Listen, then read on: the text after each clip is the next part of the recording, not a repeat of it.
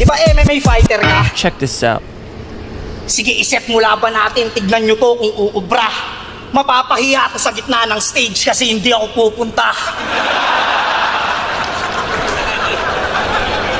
Pero fighter tong si Ice. Ngunit di siya magaling at malakas. Kaya pala Ice kasi pagdating sa ring, nanigas.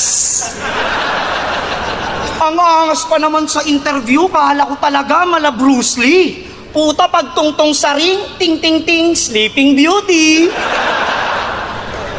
Pero pre, marunong ka eh. Alam mo kung saan ka lang nagkulang? Hindi ka tinuruan paano magdala ng unan.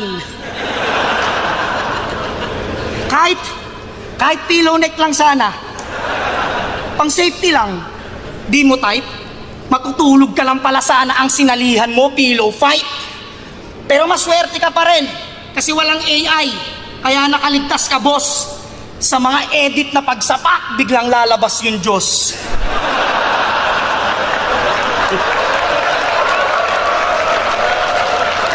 Pero kung ako nakalaban mo nun, mas malala aabutin mo sa akin. Sa backstage pa lang, sasapakin na kita habang kumakain. Susuntok-suntokin ko yung mukha mo. Kahit na dumugo pa, sasabihin ko sa management natin, ikaw nanguna. De, joke lang. Hindi ako ganon. Pagdating sa octagon, estilo ko kakaiba. Lalapit ako sa'yo, tapos yayakapin kita. Sabay ipaparamdam ko sa'yo kung gaano kakahalaga.